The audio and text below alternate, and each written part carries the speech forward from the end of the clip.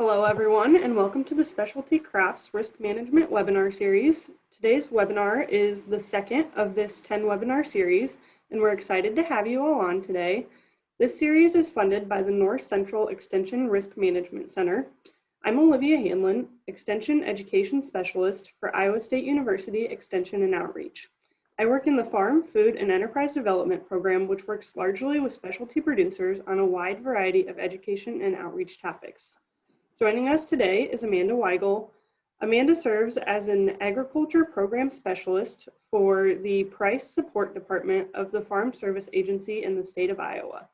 The Price Support Department services producers across the state with facility loans, marketing assistant loans, as well as livestock and crop disaster assistance programs such as the Loan Deficiency Program, Livestock Forage Disaster Program, and what we will be discussing today, the Non-Insurable Disaster Assistance Program. Amanda grew up in a small farming town in central Iowa where her family had what she likes to call a funny farm, raising everything from a few head of cattle each year to alpaca and goats. Amanda later attended Iowa State University's College of Ag, which led her to her career with the USDA Farm Service Agency. Good morning, or good afternoon, I guess, everybody. As Olivia said, my name is Amanda Weigel, and I work with the Price Support Department for the USDA Farm Service Agency in the state of Iowa. And as she also said, we assist producers, we assist our county office in assisting producers with facility loans as well as marketing assistant loans. But today we're going to be talking about the Non-Insurable Crop Disaster Assistance Program, otherwise known as NAP. To start, I am going to show you guys just the NAP basic provisions. The NAP basic provisions is a good place for you guys as producers interested in the program to get started. It provides a lot of good information on what you need to know and how to get started with this process. And I'm actually going to show you guys how you can look at this and pull this up on our FSA website. So I'm going to quickly go out of my presentation here. And I'm just going to access your favorite search engine. And in this, you are going to just search simply NAP basic provisions. It pops up there for you. And in there, it should be your top selection. Just make sure that when you're looking for this, you actually see the FSA-USDA.gov website, and then you're going to click on the NAP basic provisions, and it takes you to our FSA website, and it's going to be headed with the NAP page. And the most up-to-date one is obviously going to be the CCC 471 BP for basic provisions, NAP 2020 in subsequent years. Go ahead and click that link, and it's going to pop it right up for you. You're going to see that it's 19 pages long, but the really nice thing about this document is it's going to go ahead and give you a lot of the terms that we use here in the FSA office when we're working with the NAP program, so that's helpful. But then as you go through and you go through the sections that are available, this is also going to tell you the kind of documentation that we need. It's going to tell you, different crops have different deadlines and the importance of communicating with your local county office on the crop that you're going to be insuring. So if you're interested, this is going to be a great place to start. So please visit the FSA website and collect the data off of the NAP basic provisions from there. Okay, so let's go back into our presentation. And sorry, I'm gonna have to switch my screens here for you. Olivia, can you see that, the proper screen now? Yes, we're back to the start. Okay, perfect. So just an overview, the Non-Insurable Disaster Assistance Program, otherwise known as NAP, is administered by the USDA Department of Agriculture Farm Service Agency, and it provides financial assistance to producers of non-insurable crops to protect against natural disasters that result in lower yields or crop loss, or if it prevents crops from being planted in the first place. Eligible producers are landowners, tenants, or sharecroppers who share in the risk of production on eligible crops and is entitled to an ownership share of the crop. Additionally, an individual or entity's average adjusted gross income cannot exceed $900,000 to be eligible for NAP. This is one of those things that I would suggest that you look up in the NAP basic provisions, and specifically this can be found on page 17 of the NAP basic provisions. Like with most of the FSA programs that we have here, this also has an annual payment limitation that you would be able to have, and individuals or entities who select catastrophic coverage will be limited to $125,000 per crop year, and individuals or entities who select BuyUp coverage will be limited to $300,000 per crop year. We are going to cover the different coverage levels later on in our presentation, so you can see how we handle each one of those. Eligible crops must be commercially produced agricultural commodities for which crop insurance is not available. Producers should contact a crop insurance agent for questions regarding insurability of crops in their county. In the state of Iowa, crops that we need to keep a specific eye on for this would include alfalfa and apples. Apples specifically are insurable through federal crop insurance in 3 counties. That would be Greene County, Tama County, and Johnson County. So those 3 counties wouldn't be eligible to collect NAP insurance because they can get that federal crop insurance through risk management.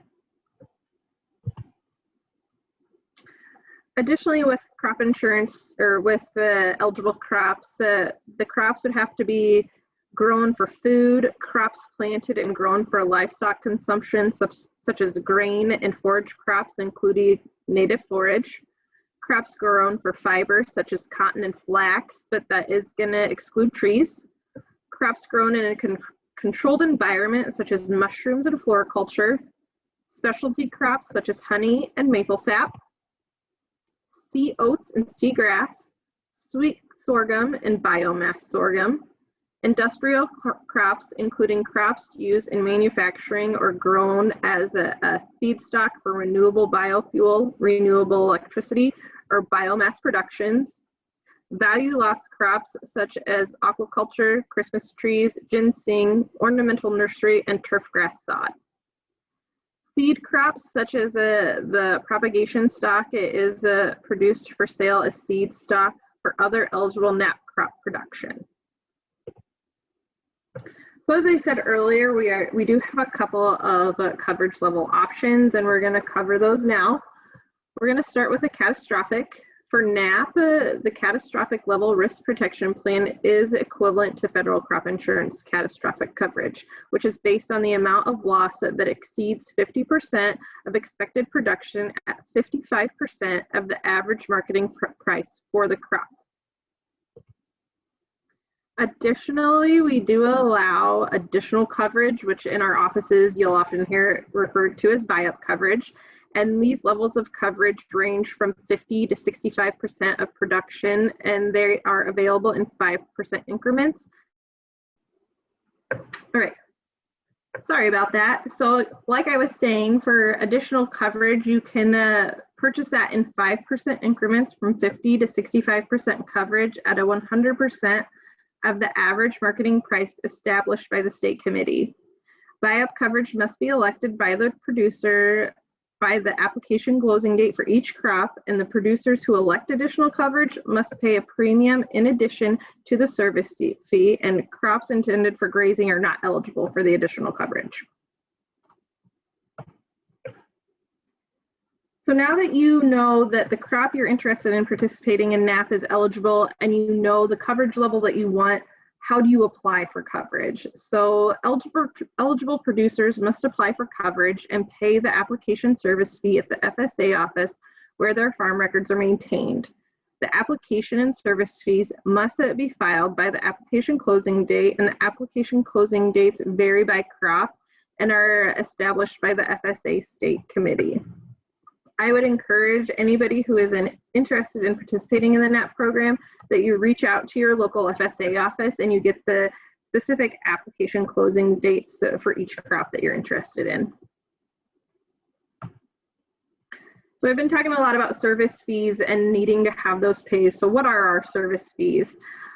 And for all coverage levels for NAP, the service fees will be the lesser of $325 per crop or $825 per producer per administrative county, not to exceed a total of $1,950 for a producer with farming interests in multiple counties. I've also talked a lot about the premiums, and premiums are required for those producers, again, who elect BuyUp coverage. And the way that we calculate those premiums is that we're going to take the producer's share of the crop times the number of eligible acres devoted to the crop times the approved yield per acre times the coverage level times the average marketing price, and then times that by a 5.25% premium. Value lost crops and premiums will be calculated using the maximum dollar value selected by the producer. I do have an example of the BuyUp coverage and how we actually calculate that out. So we have a producer here in Lyon County that is a producer of hops, and you'll see that for program year 2019, he elected to do a 65% coverage level. And with that 65% coverage level, we also see that he has, with this section right here, that he has 100% share of this crop. So with that, we're going to be able to know exactly how to calculate this out. We're going to take the 100% share that this producer has times the acres that this producer planted times the approved yield of $1,137 times his 65% coverage level times the price that has been established of $5.65.5, and then times that 5.25% premium. And this producer would have paid for 2019 coverage $1,206 on his hops coverage. Later on in this presentation, I also use the same exact producer to show you how we pay out if you have an eligible loss. So remember this and what he paid in the premiums, and then we'll see what he was paid out in 2019 for a disaster event. The maximum premium for a person or legal entity that is a NAP covered producer is $15,750, which is the maximum payment limit times a 5.25% premium fee for an application for basic coverage only. If the NAP coverage producer is a joint operation, the maximum premium is based on the number of multiple persons of legal entity comprising the joint operation. So we do have exceptions to the service fee and premium fees, and that is if you are beginning limited resources, socially disadvantaged, and you or a qualifying veteran farmer or rancher, you are eligible for a waiver of the service fees and a 50% premium reduction, but you do have to file the CCC 860, which is the socially disadvantaged limited resource veteran and beginning farmer form with the USDA.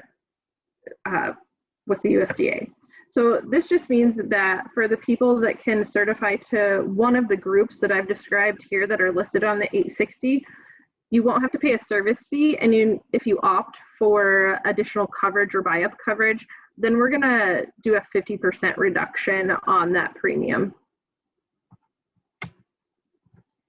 We also talked a lot about coverage period and how everything has different coverage periods and application closing dates.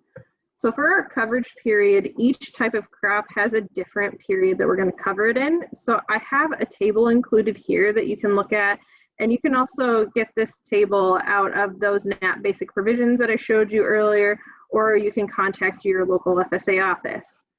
For annual crops, the coverage begins the later of 1 calendar day after the date the CCC 471 was filed, or the date the crop is planted, not to exceed the final planting date as determined by the state committee.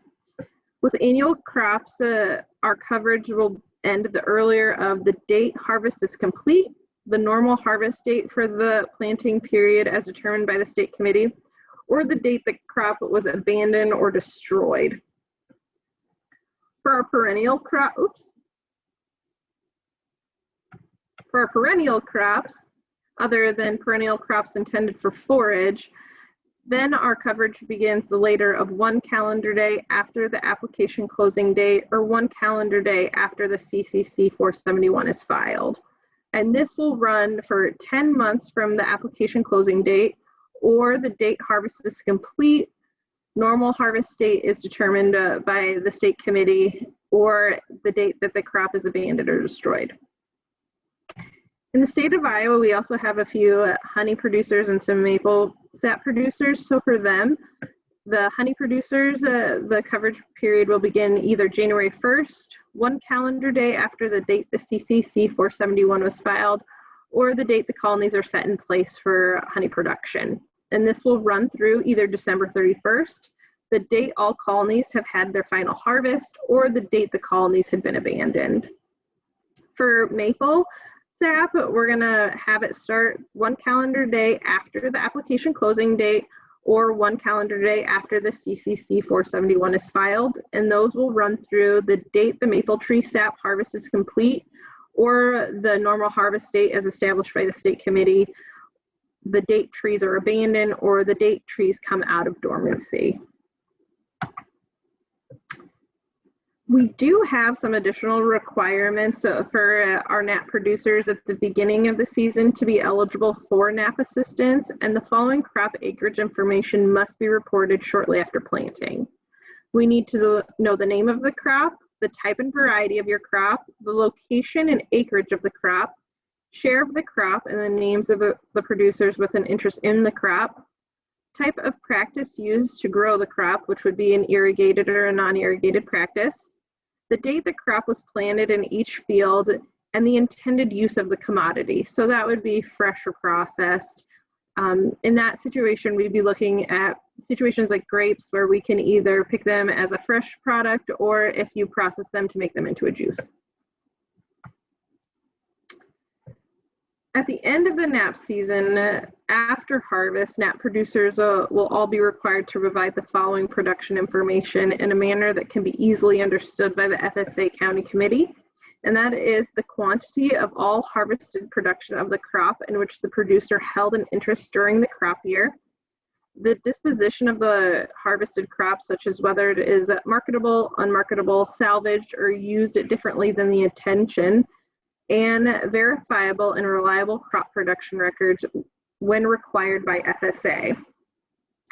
So as we talk about production and needing to report this production in a manner that our county offices can understand, I would encourage everybody who participates in NAP or is interested in participating in NAP, reach out to your county offices and see how these crops actually are being insured. And what I mean by that is see what kind of unit of measure they are insuring them under, whether that be pounds, tons, bushels, whatever your crop is, and make sure that when you're providing this information, you are matching with how we are certifying it and insuring it for you guys.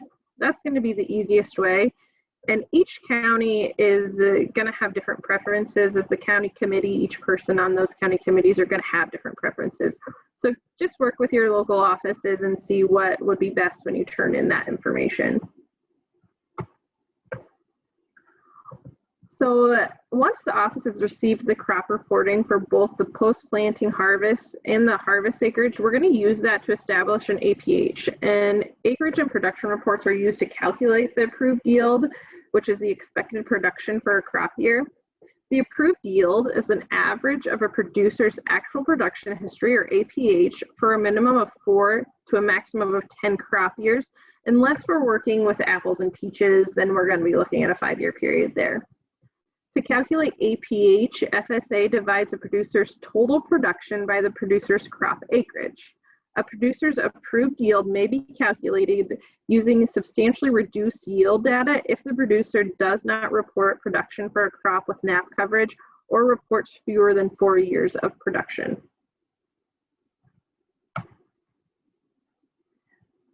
If we have NAP coverage and we notice we have a loss, how will we know if we are eligible for a payment? It all starts with having a loss due to an eligible cause of loss. So those eligible causes of loss are going to include damaging weather such as drought, freeze, hail, excessive moisture, excessive wind, or hurricanes. adverse natural occurrences such as earthquakes or floods, and conditions related to damaging weather or adverse natural occurrences such as excessive heat, plant disease, volcanic smog, or insect infestation. The damaging weather or adverse natural occurrence must occur during the coverage period and before or during harvest and must directly affect the eligible crop. Providing a notice of loss: when a crop or plant is affected by a natural disaster, producers with NAP coverage must notify the FSA office with their farm records, where their farm records are maintained. The notice of loss must be completed within 15 calendar days of the earlier of a natural disaster occurrence. The final planting date of the final planting date if planting is prevented by a natural disaster, the date the damage to the crop or loss of production becomes apparent, or the normal harvest date.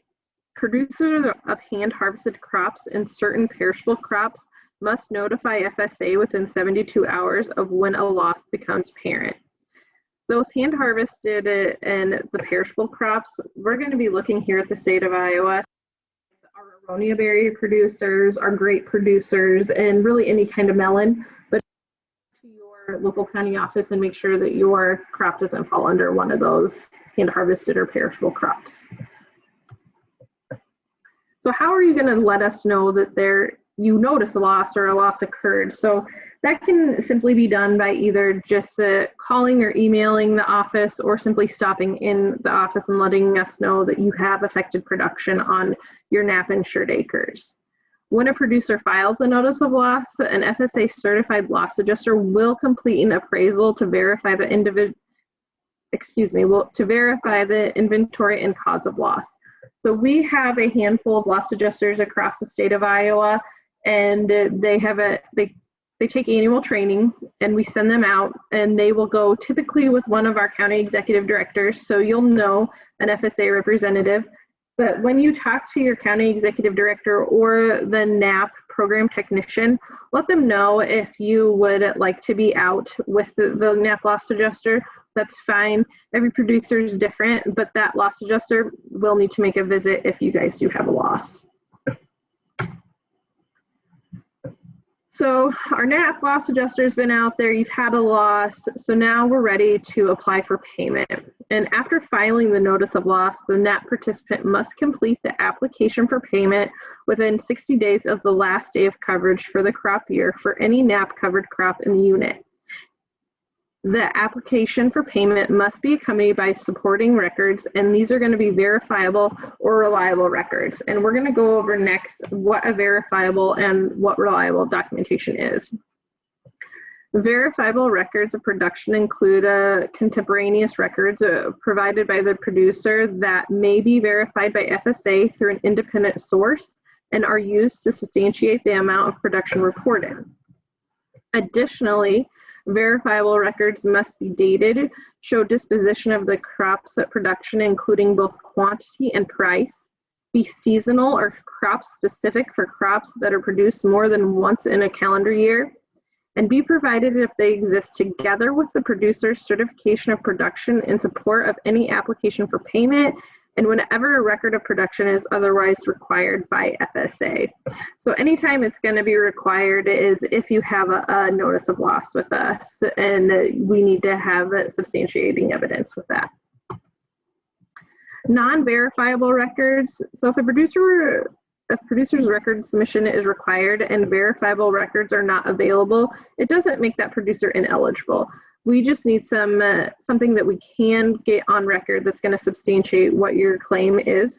So that's going to include copies of receipts, ledgers of income, income statements of deposit slips, cash register tapes, invoices for custom harvesting, UPIC receipts, and non-verifiable production records are subject to our COC determinations of acceptability as reliable records.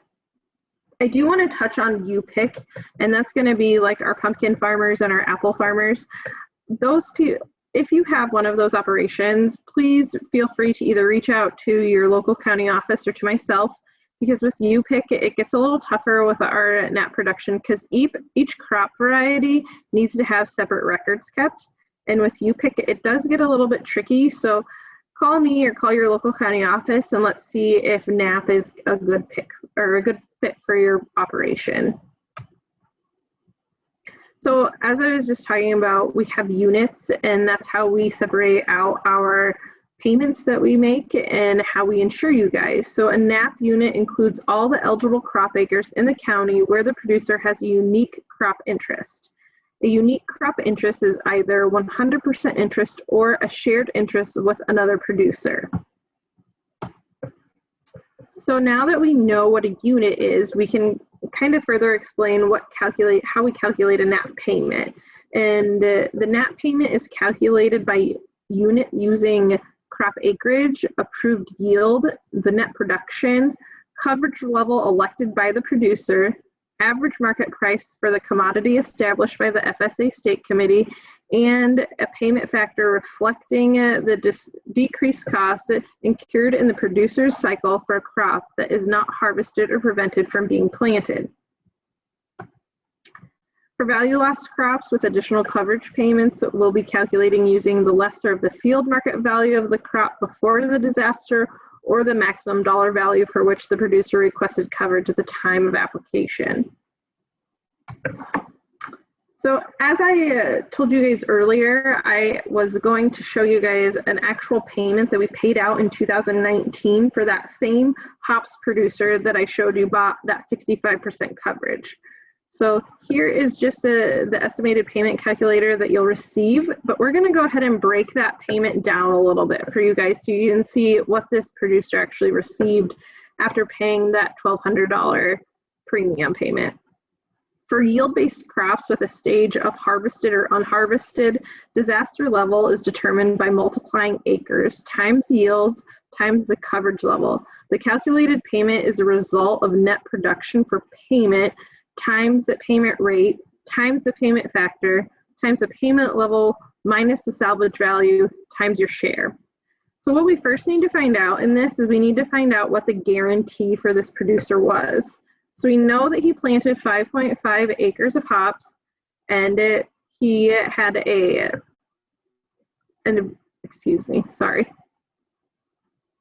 and he has a guarantee of 1,137 pounds times his 65% of coverage.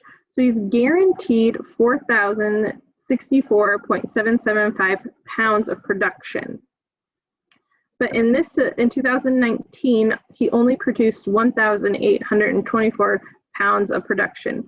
So he's eligible for payment on 2,240.78 pounds of hops.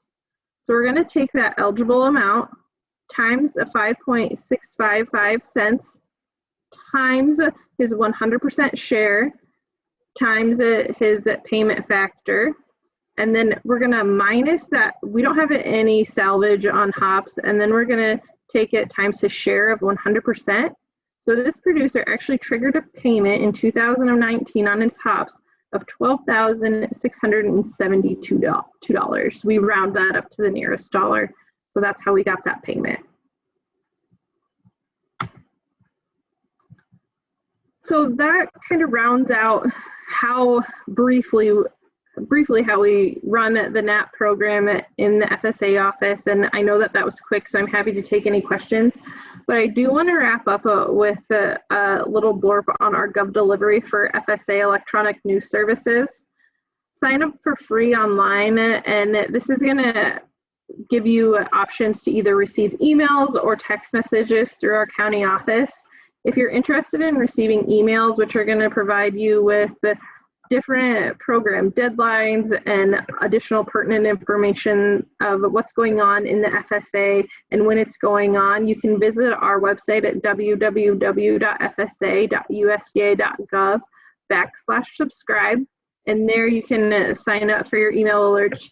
You can also contact your local FSA office and they can get you added to that list and you can get the emails. And then you can also subscribe to receive text message alerts. Same thing, it's going to be provided and they're going to tell you what deadlines are coming up and pertinent information. Our GovDeliveries typically happen once to twice a month, so we're not going to flood your inbox. And our text message alerts are actually even less than that, maybe once a month, depending on the county office, because they send those out county by county. So contact your local FSA office if you want to sign up for text messages, and they'll give you the code that you need to send to FSA Now at that 37669. All right, and that's all I have. So if you have any questions, please feel free, and I'm happy to stick around for a while.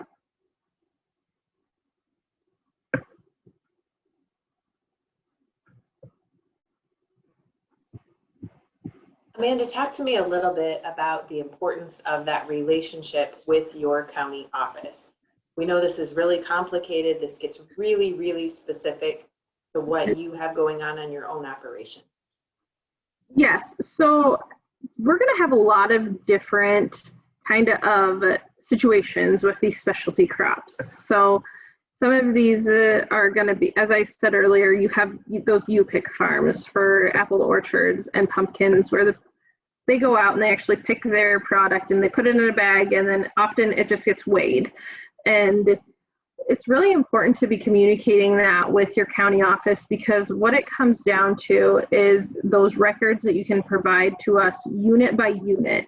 So if you are throwing a ghost pumpkin is in with a jack-o'-lantern pumpkin at a U-pick and you're just weighing everything, it's going to be really hard for you to have those records how we need them for the NAP program. And it's important for you guys to ask those questions and make sure you're letting us know exactly how you're running your operation and what you guys can provide to us for records when it comes down to time when we do have a qualifying disaster event and you do have a loss triggered because of that. So that's important. The other thing is that I talked about making sure you are aware of how we're insuring it and how, whether it's through bushels or pounds or tons.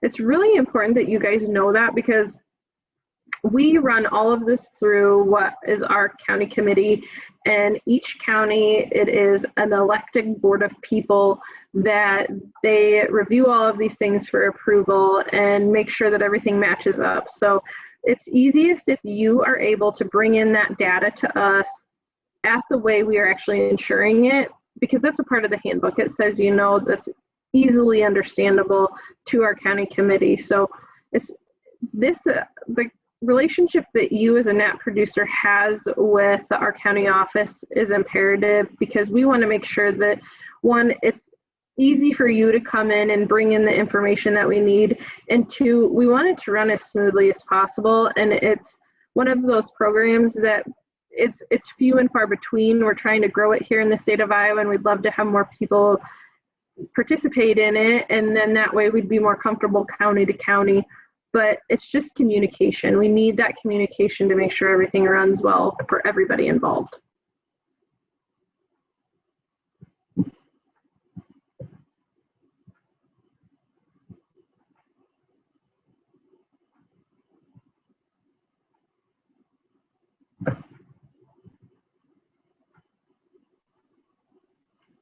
While we wait for more questions in the chat box, Amanda, I had another one. Maybe if you could just talk in general terms about how widely the program has been accessed in Iowa. Yeah, so across the state of Iowa, we are definitely across the nation or not, we don't have the largest amount of NAP applications, but we do cover lots of different crops. Anything from, we have our apple producers, we have a large amount of aronia berry producers, a large amount of grape producers across the state. In the past, we have had people who have insured their melons, and we have had sod.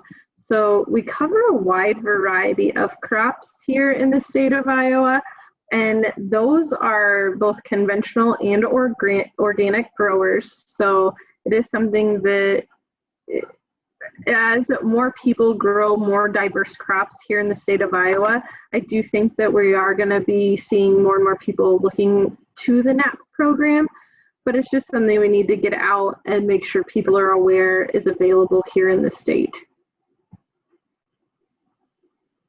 Amanda, we do have a question in the chat box. Alexis is wondering which 3 counties you mentioned that are not included. I think this is when you were talking about Apple coverage. She knows Green, Tama, and what was the third one for that? For apples, it's Green, Tama, and Johnson. So those are going to be the 3 counties that they can't participate for apples, only apples, in the state of Iowa, because they can collect federal crop insurance on their apples, and so that makes them ineligible for NAP.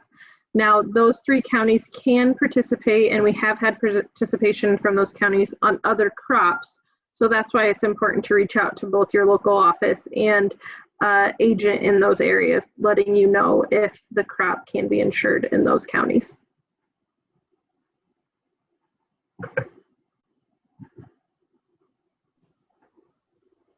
Amanda, is there something you see that maybe you could talk about for the producers on the call that maybe the biggest hang up or challenge has been? Is it simply those records coming in? Or what would you say are some tips that maybe we need to keep in mind?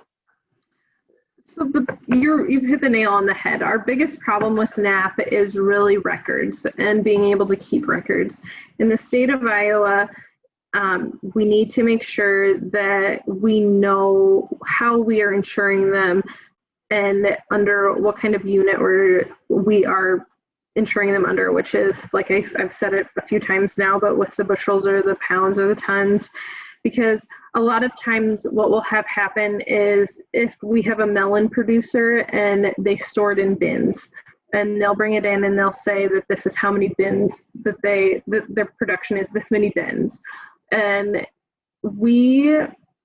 that gets hard because our county committee often isn't familiar with maybe some of the more specialty crops that we look at when we're in NAP. They are producers in that county, but a lot of times they are maybe traditional corn and soybean farm growers. So we need to make sure that they are providing us information that is easily understandable. So that is, you're right, the biggest hang up.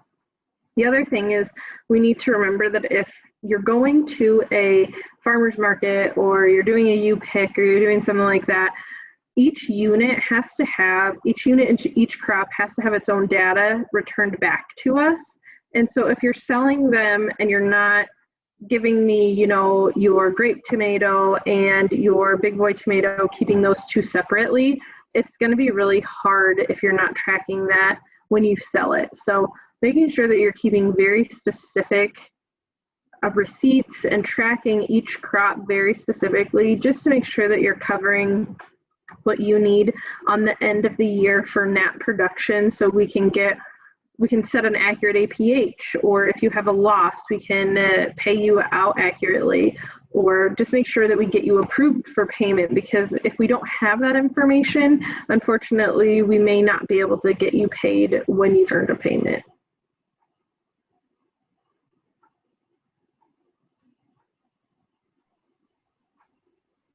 Thank you for that. If anyone else has any questions for Amanda, feel free to throw them in the chat box. She will be on for a few more minutes after this, but I just wanted to say thank you, Amanda, for joining us and for all of your information that you shared with us today. And next week on our webinar series, we have Craig Christensen from the RMA, and he will be talking about whole farm coverage. So please feel free to hop on to that next week and throw any extra questions in the chat box for Amanda. Thank you for inviting me, Olivia. It's been nice to be able to share the information for the NAP program.